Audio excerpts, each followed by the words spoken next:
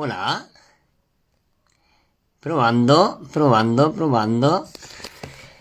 ¿Cómo es la cosa aquí con la tecnología? A ver, a ver.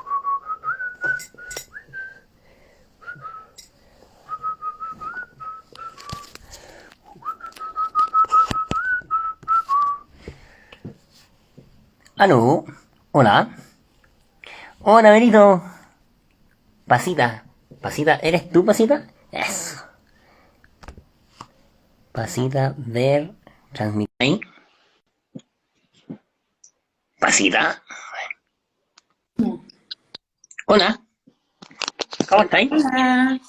Oye, estamos con problemas de conexión, pero pocos. Poco, está muy bien. Pocos. Ahí está mi compadre Said. Así que transmitir.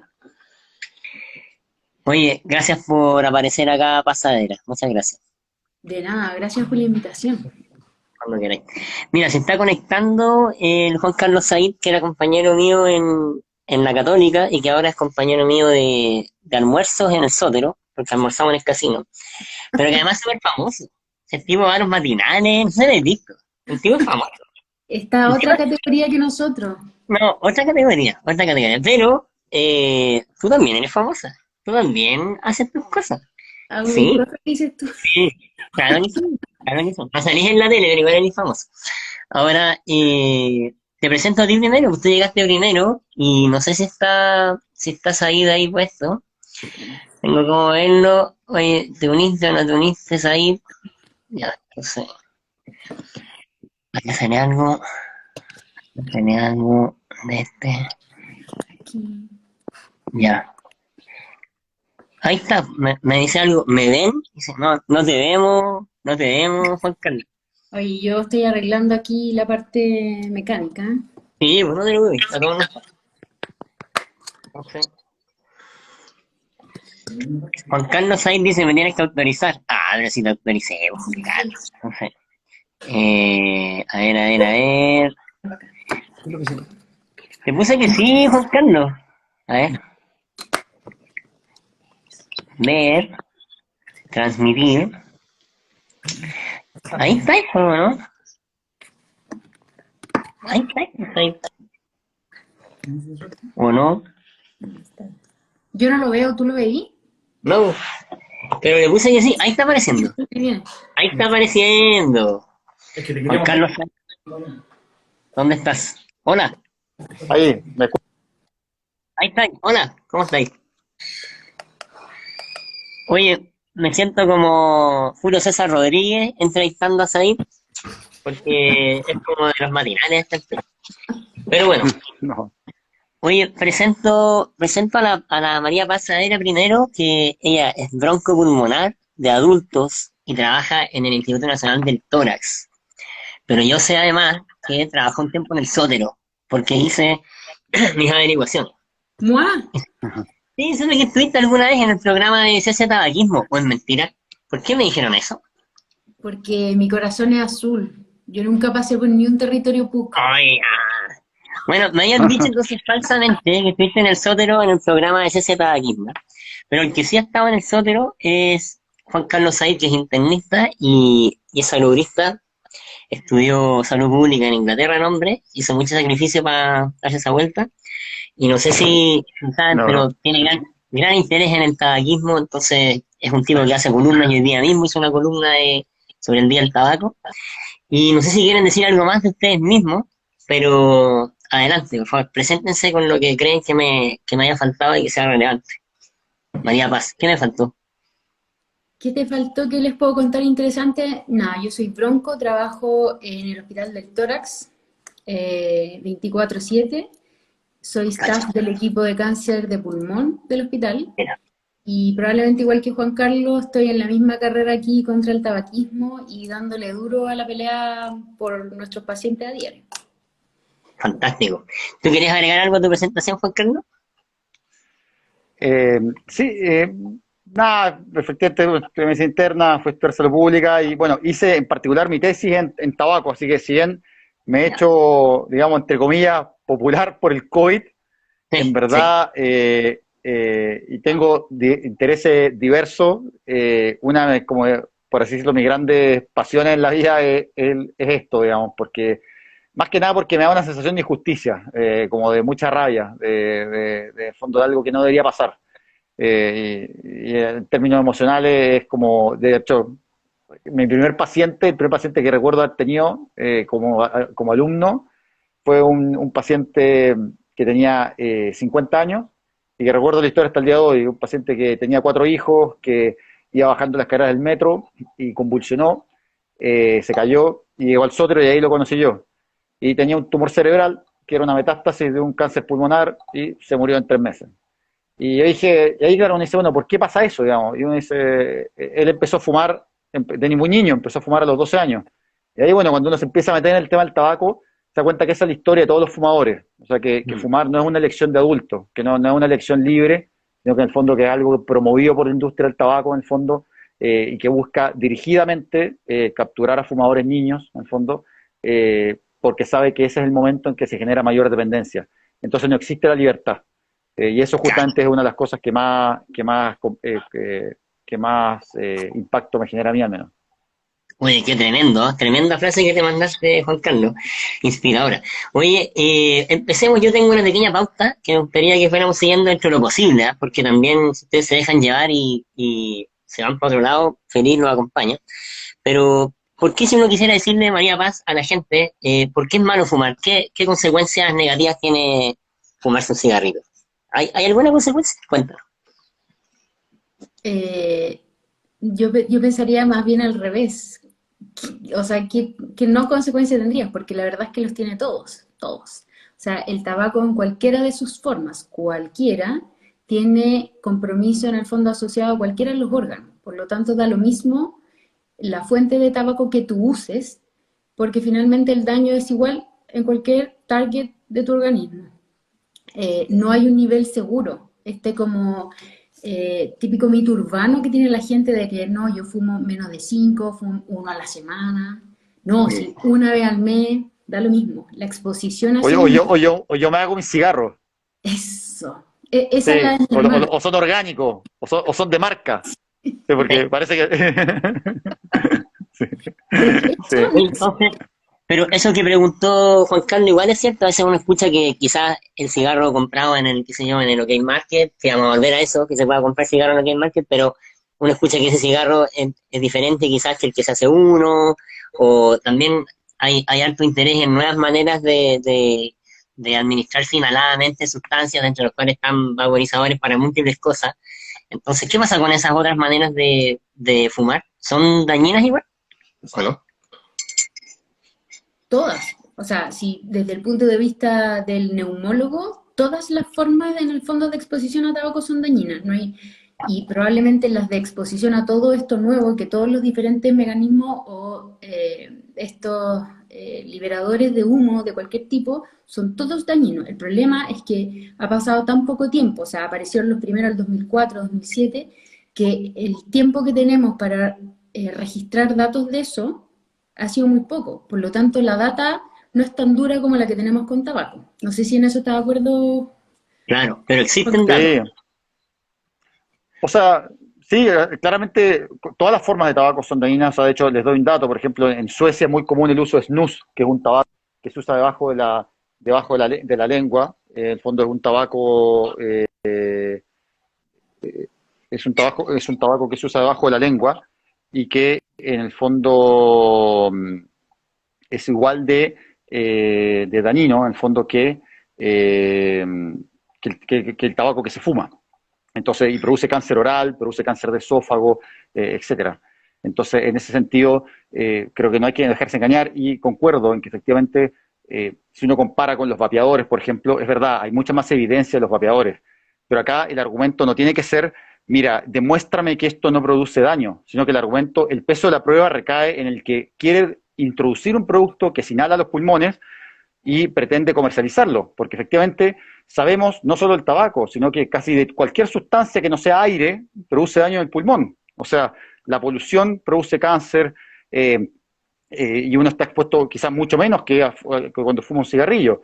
Entonces, creo que hay que ser, el peso de la prueba recae en el que dice, mira, yo quiero vender esto que se inhala y yo digo que esto no produce cáncer. No, es al revés, esto produce cáncer hasta que tú me demuestres lo contrario, porque de todas las cosas que se inhalan en el pulmón, de casi todas sabemos que producen un daño y especialmente del fumar.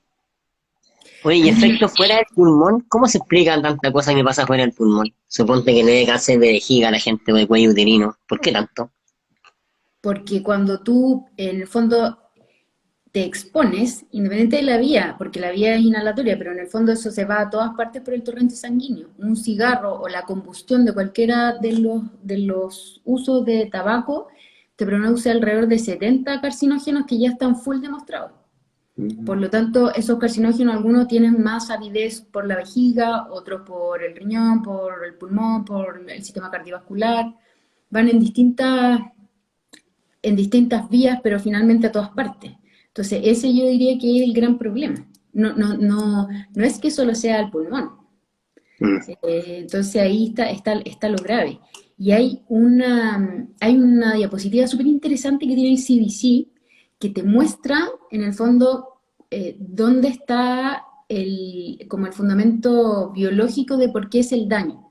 Y en el fondo, ellos lo reducen a que cualquier sustancia o químico que tú inhales, además en forma caliente, produce daño de la mucosa y produce además todo tipo de alteraciones. Porque hay material particulado, porque hay químicos, hay tóxicos, hay cancerígenos, hay miles de sustancias que producen el daño. Solamente dos aclaraciones. Dijiste carcinógeno, por si acaso para la gente que está escuchando, carcinógeno es cualquier cosa que aumenta el riesgo o la incidencia de cáncer. Por ejemplo, el cigarro, que es uno de los carcinógenos más frecuentes, que se lleva la luz ultravioleta, un carcinógeno para la piel, etc. Y la María Paz dijo CDC, y sonó como AC/DC, como el grupo, la banda, pero se refería a el Centro de Control de las Enfermedades, que la sigla es CDC en inglés. Por si acaso, para la gente que quiera buscar esa diapositiva que nos contaba la María Paz. Y sí, pues en verdad hay montones de cánceres que la gente quizás no cacha, pero hasta de vejiga. Como dijo Juan Carlos, caída oral, de lengua, pulmón, esófago, montones de cánceres. Oye, y respecto como tipo de problema de salud pública, ¿cuánta gente acá en Chile fuma? ¿Qué tan frecuentes son los fumadores? ¿Las fumadoras? Ahí caemos en otro dato bien importante, que es cuán malos somos nosotros en Chile para registrar. Porque los datos, lo más fresquito que tenemos son la encuesta nacional del 2017. Y ahí hay datos re interesantes. Esa encuesta demostró que el 33,33% de los chilenos son tabáquicos. El porcentaje de mujeres es un 29% y el porcentaje de hombres creo que alcanza un 37,8%. ¿Ya? Y vale. De esos fumadores hay algunos que son además adictos a la nicotina, que eso está demostrado, y lo que se ha visto además que el problema que ha ido aumentando es el tabaquismo en las mujeres, que tiene mucho que ver con el uso de estos cigarros mentolados y con los que hacen clic. Y los datos son malos, porque en el fondo los estadounidenses tienen una incidencia de un 19% de consumo de tabaco en cualquiera de sus formas. Nosotros tenemos casi el doble. Entonces es malo, es malo.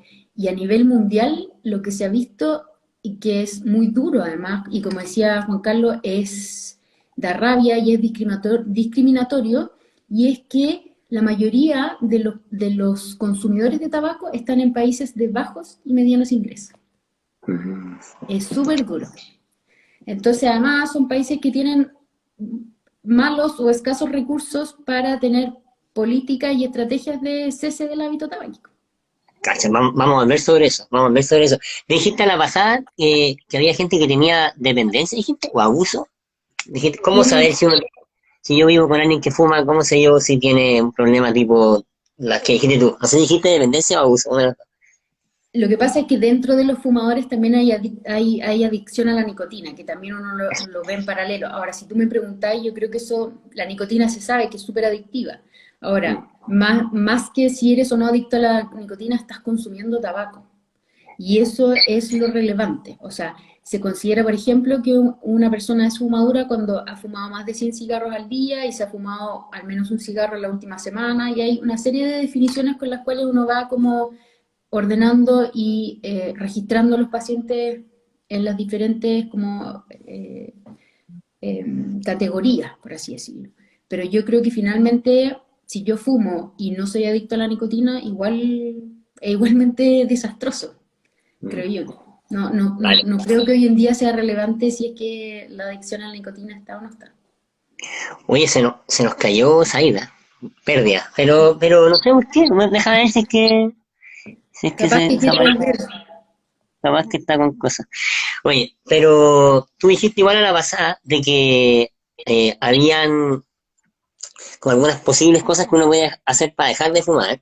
Y obviamente hay un montón de medidas de salud pública que quizás podemos conversar después si es que Juan Carlos se vuelve a conectar. Pero, ¿qué puede hacer una persona que quiere dejar de fumar hoy día en la práctica? O sea, si yo vivo con alguien que fuma y quiere dejar de fumar, ¿cómo se puede apoyar desde el punto de vista del sistema de salud? ¿Dónde tiene que consultar en el fondo? ¿Qué hace esa persona? No consulta, se mete en una web, no sé. ¿Qué hay para ayudarlo a dejar de fumar a la gente?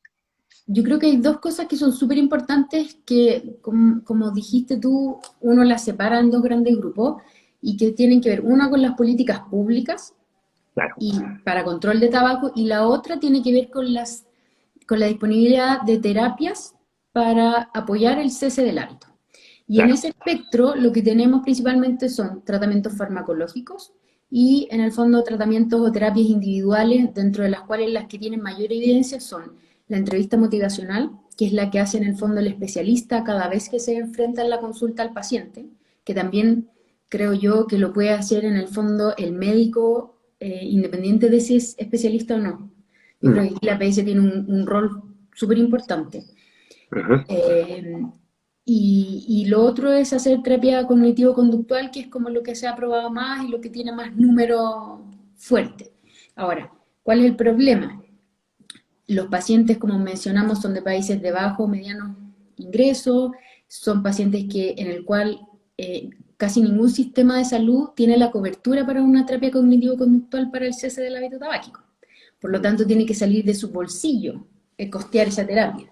Entonces, en ese escenario, probablemente el acceso va a ser muy poco. ¿Y qué tenemos para ofrecerle? Los programas de cese de hábito tabáquico en el fondo que están en algunos centros como de alta complejidad, como por ejemplo el Hospital del Tórax. Hay varios centros privados que tienen buenos programas como la Católica, la Clínica Santa María, y muchos consultorios en los cuales se están haciendo proyectos locales de programas de cese de hábito. Y yo creo que uno como médico, independiente de la especialidad, probablemente eres la primera conexión que tiene el paciente con el sistema de salud.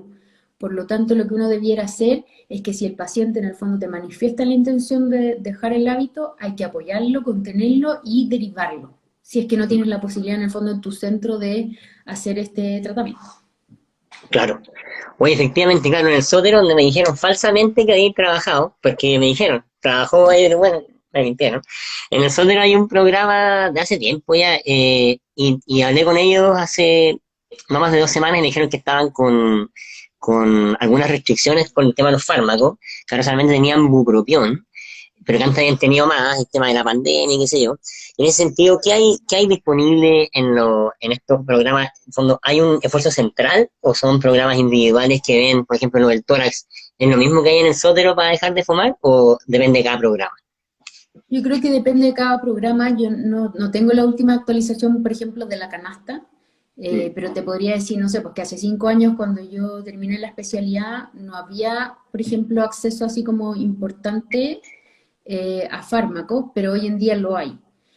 Han mm, aparecido además hartos datos importantes que apoyan en el fondo el uso de mezclas, por ejemplo. Se sabe que cuando tú asocias una o dos alternativas de reemplazo de nicotina, eso en el largo plazo, si tú ves si esos pacientes se mantuvieron en abstinencia del tabaco por 6 meses, tienen en el fondo una muy buena evolución y casi eso se llega a comparar con el uso de los fármacos.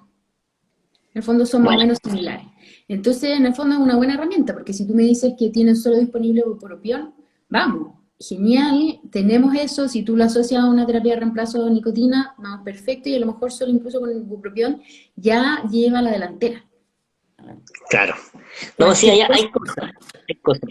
Ahora, sabéis que yo así como continuando con el tema publitécnico, igual lo eché de menos o sea, echo de menos estas cosas que aparezcan en el auge y que aparezca en el Plan Nacional de Cáncer igual. Como que creo que tenemos el foco un poco mal puesto a veces, te lo digo desde la mirada de la oncología médica, y no sé, pues en el hospital, en muchos hospitales tú tenés más acceso a tratamientos para el cáncer de pulmón que a estrategias para que deje de fumar la gente. O sea, y es una cuestión bien rara porque a veces estáis dándole quimioterapia a alguien con todo lo que eso implica y no hay cómo hacer lo que deje de fumar. La Gina Merino que está conectada dice, está en el plan, claro, pero tiene que aparecer porque hoy en día tenemos mucha droga para dar consecuencias y poca droga para prevención encuentro. ¿No? No solamente drogas, recursos en general.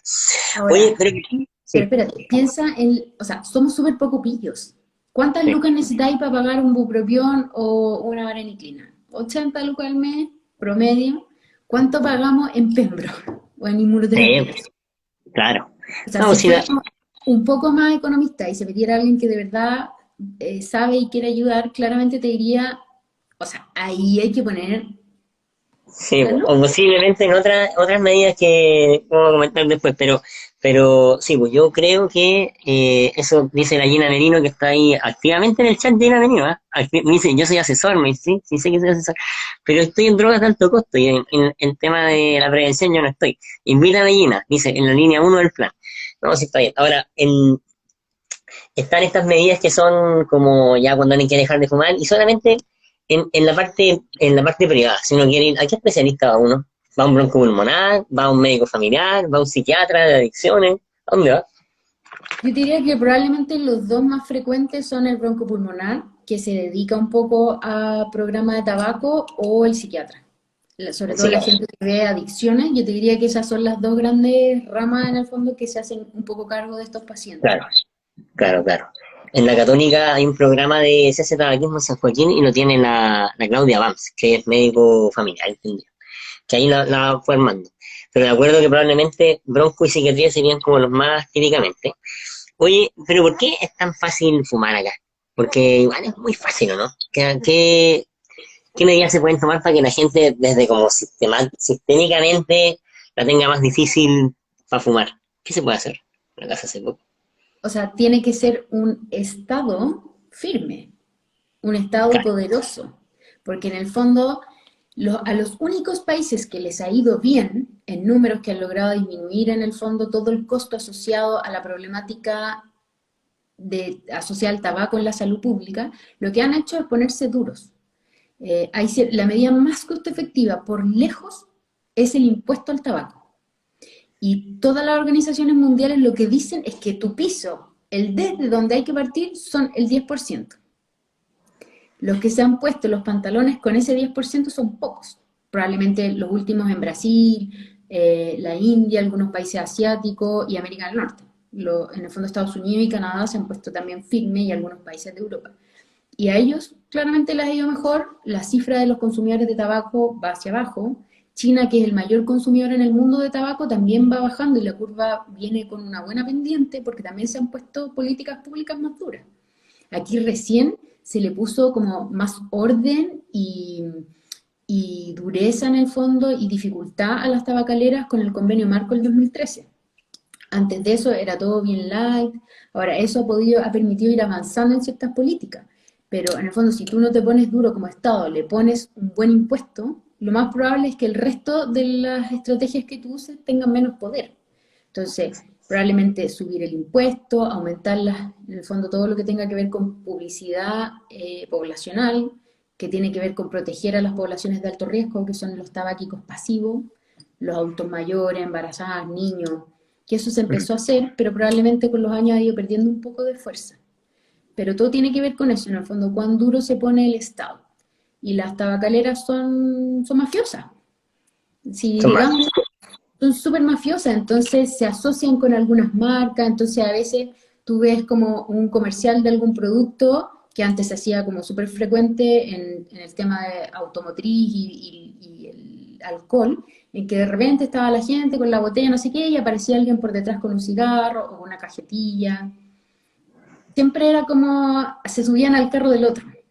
Y eso, mientras tú más restricciones les pongas, obviamente también lo vas deteniendo. El punto es que eso requiere que el Estado en el fondo se ponga firme. Y eso a veces implica plata. Entonces, no, cuesta hacerlo.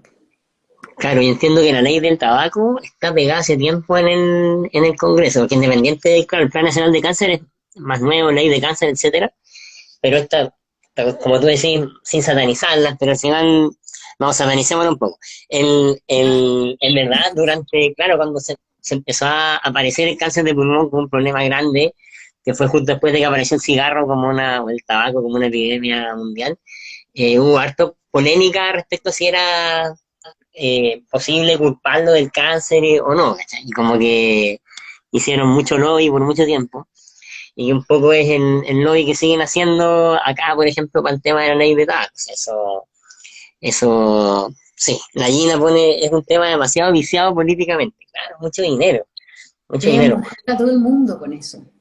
Deben mojar a todo el mundo, cacha. Oye, y en el fondo, ¿tú conocís alguna manera, te había puesto acá, de que sea quizás con si conocís alguna comunidad o algún grupo de apoyo o alguna herramienta virtual, que gente que quiera acercarse de otra manera fuera del sistema de salud, que diga, mira, yo quiero dejar de fumar, ¿conocí algo de eso? Sí, pues los chinos la llevan. ¿Por qué? Los chinos, porque los chinos sí son full tabáquicos. Y en la medida en que han involucrado gente de la propia comunidad en el fondo a buscar estrategias, dijeron, bueno, tenemos mucha población target, ¿cómo llegamos a eso? Y entonces pusieron ahí unos millennials que en realidad han sido un tremendo aporte y sacaron una aplicación. Hay una Buena, aplicación que se llama Happy Quit, ¿ya? Y Happy Quit lo que hace en el fondo es que tiene como target una gran población que a través del celular tiene un acceso rápido, a costo bajo, en el fondo y muy masivo, para en el fondo tener contención y acceso a estrategias de cese del hábito. Y tienen, de hecho hay una publicación del Happy Quit que le ha ido bastante bien. Entonces lo más probable es que ahora empiecen a haber más herramientas tecnológicas y de inteligencia artificial que permitan en el fondo acompañar a estos pacientes. Porque se supone que en Estados Unidos casi el 70% de los fumadores tiene la intención de dejar de fumar. Y acá en Chile, según la última encuesta nacional de salud, el 50% de los fumadores tiene la intención. Entonces, esos son números que igual son esperanzadores, porque te dicen que hay un gran porcentaje de esos tabáquicos que tú, si haces una intervención, puedes tener muy buenos resultados en el futuro. Entonces, obviamente, si tú los vas acercando, probablemente acortas el camino para que ese paciente llegue a su fin último, que es el cese del tabaco. sí. Cacha que te tengo una primicia entonces, te tengo una primicia. No, pero bueno, yo tengo una amiga que se llama Javiera Martínez, que está ahora en Australia, pero ella postuló un Fondesit con una aplicación que se llama Apágalo, que se llama Apágalo, y Apágalo están escribiendo el paper ahora, pero van a sacar que se requería que bajaran la aplicación 20 personas, que no es tanto, que la bajaran 20 personas y dejaba de fumar uno en seguimiento a 6 meses. O sea, tenía un NNT de 20, que es un muy buen NNT. Y ahora andamos buscando, o sea, ella no sabe todavía, pero yo ando buscando. Víctima. No, no, más que víctimas necesitamos algo de dinero para echar a andar esto, porque la aplicación está hecha, pero hay un costo de mantención. Entonces, por ahí, si es que el tórax se motiva, y el sótero también, y encontramos a alguien que nos ayude, bueno, pero solamente te digo que existe una aplicación chilena que ya vas a saber de ella, Ya que sé se de llama dónde Págalo, está Lucas. y te voy a mandar el paper cuando salga. Claro, probablemente estas cuestiones van a ir siendo cada vez más importantes para este tipo de cosas, como más que, no sé si decir la sociedad civil, pero decir cosas que están fuera del sistema de salud y que te pueden ayudar con desenlaces de salud igual, obviamente.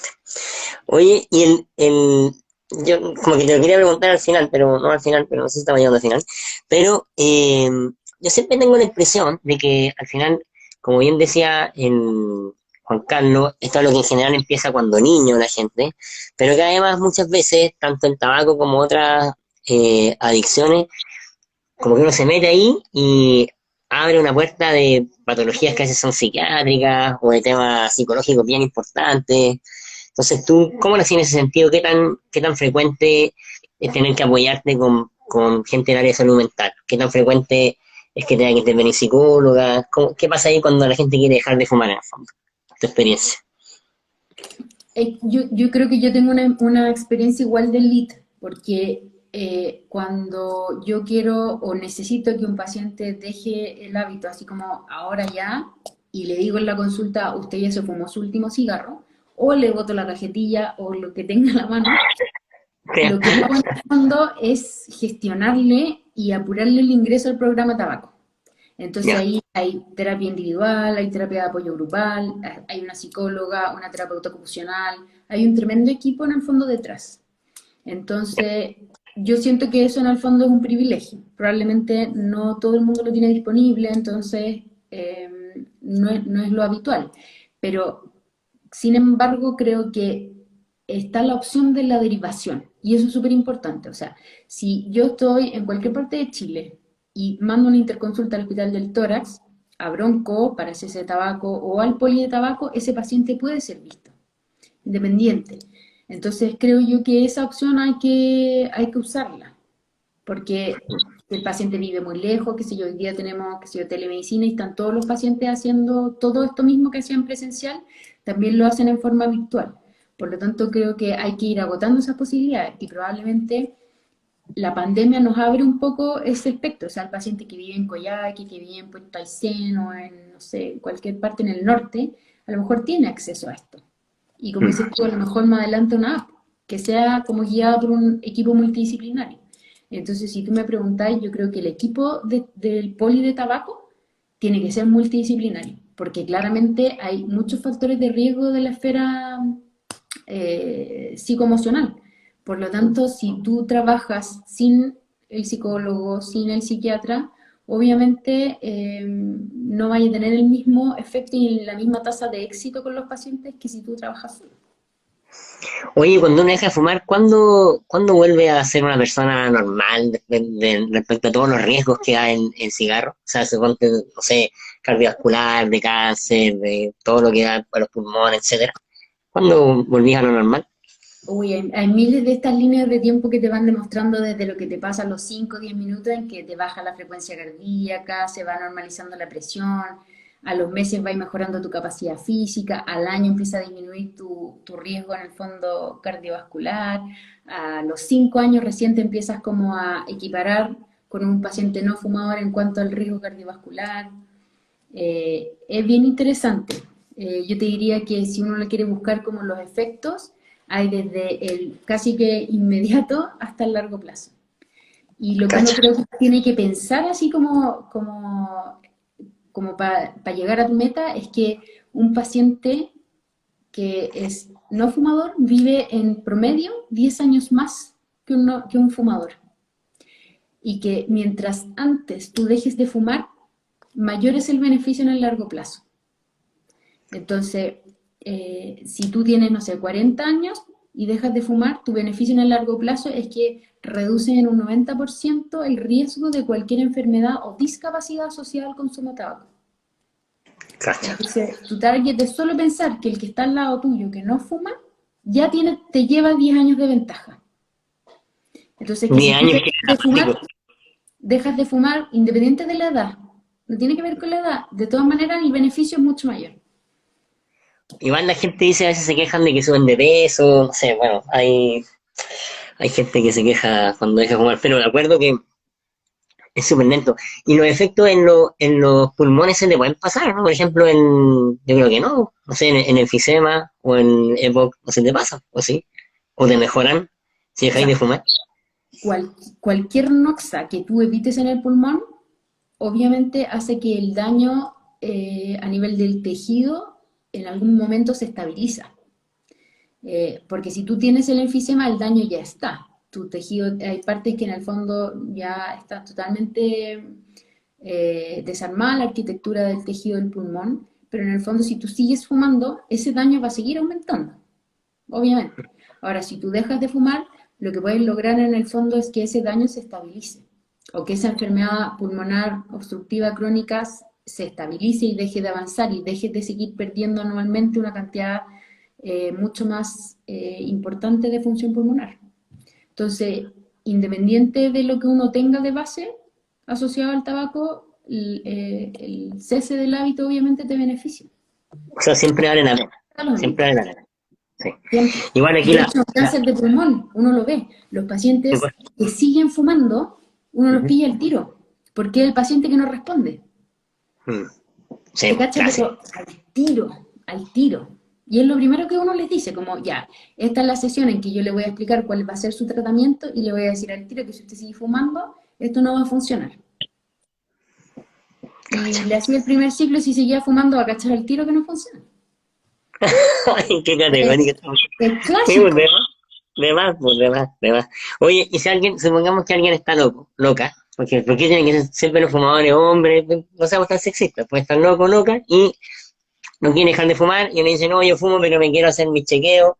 ¿Y qué tiene que hacerse un fumador de chequeo, en el fondo? Como un tío que dice, no, yo revísame, doctor, pero yo voy a seguir fumando. Entonces, ya, ¿qué hay de chequeo para ellos? ¿Qué se mide la función pulmonar? ¿Se hace algo? ¿O no? O sea, lo que La pasa es cuestión que del escáner. lo único que está demostrado ahora, sí, con número potente y todo, es el screening con escáner de baja dosis.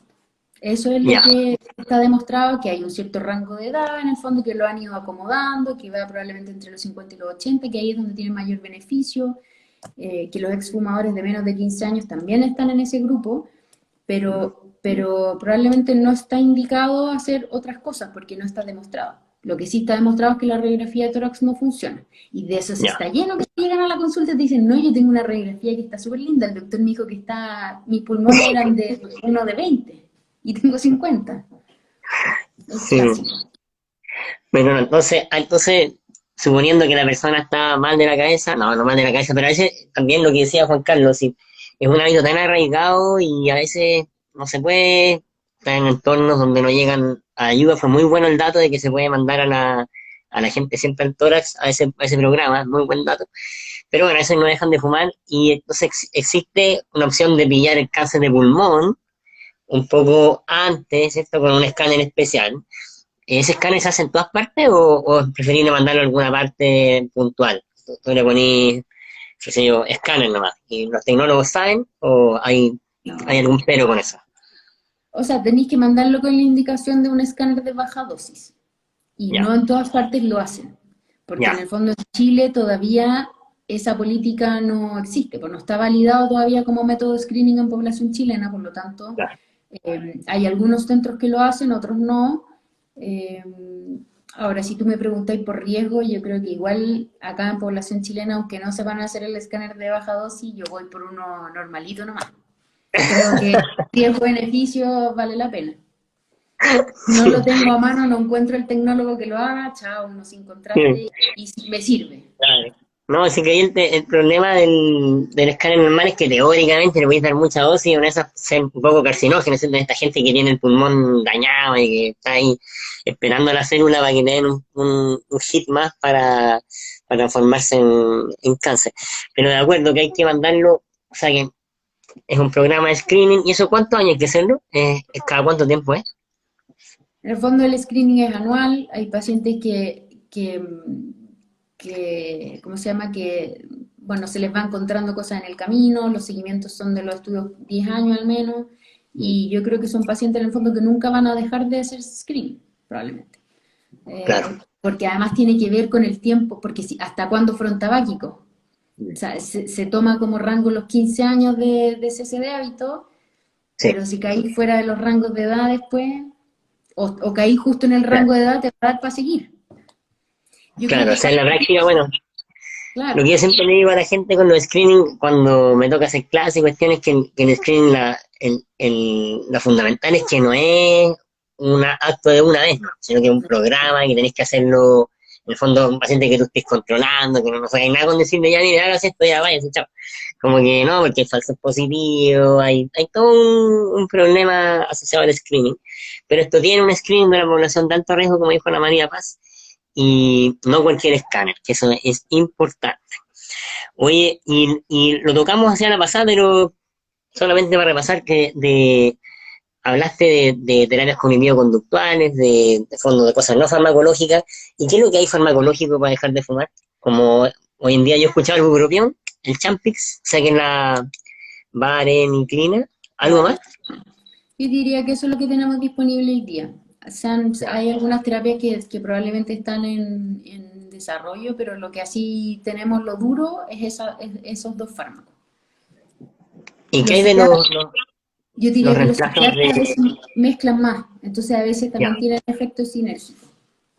ya. ¿Y los reemplazos de nicotina y eso, se usan o no mucho?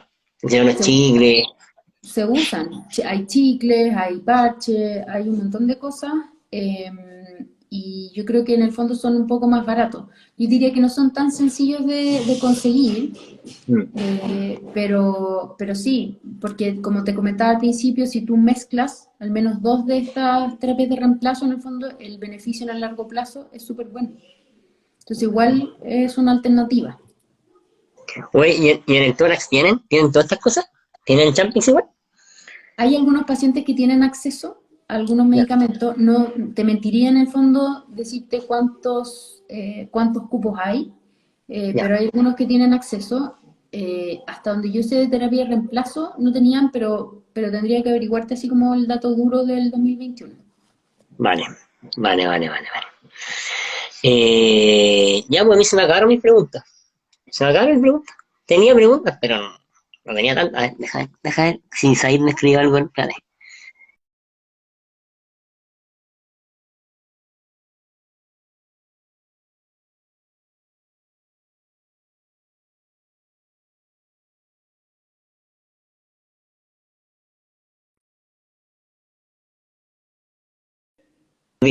Oye, no, Said se tuvo un problema con el teléfono y lo perdimos.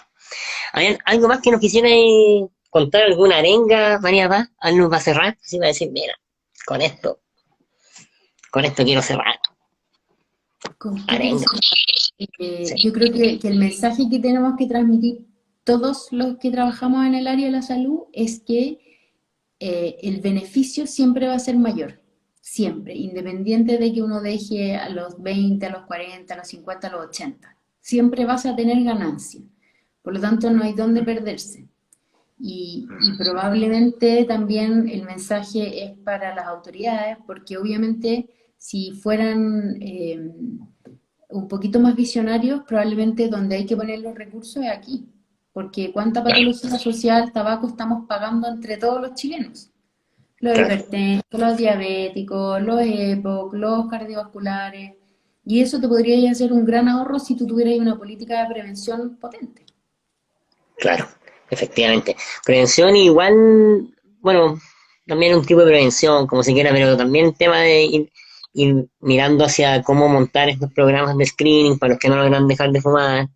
Y también lo que tú también dijiste la pasada, que también es para las autoridades, que es que, o sea, tampoco uno tiene que inventar la rueda. Sí, hay cosas que se sabe por experiencia de otros países que funcionan para que la gente fume menos. Hay cosas sencillas que tienen que ver con etiquetado, hay cosas que tienen que ver con el lugar donde están las cosas en los negocios. O sea, uno hoy día va a uno que hay market y compra cigarros, es más fácil comprarse una cajetilla de cigarros que un clonazepam, y en verdad, clonazepam, con respeto, pero hace mucho menos daño. Así que eso. Y a mí me gustaría que tú te acuerdes de Apágalo y que quizás te va a estar contactando para que veamos, unamos fuerzas para dejar esta aplicación disponible en el futuro. Eso. Por Apágalo para supuesto, dejar de fumar. todo vale la pena. Sí, todo vale la pena. Así que te agradezco tu presencia hoy, María Pasadera. Y bueno, y ojalá que un día trabajes en el sótano para que nos veamos. Eso. Eso sería Veremos el futuro. el futuro. Ya vos, que estés muy Gracias por bien. la invitación. Chao, Chao, gracias a ti. chao. Que estés bien. Entonces aquí, seguro que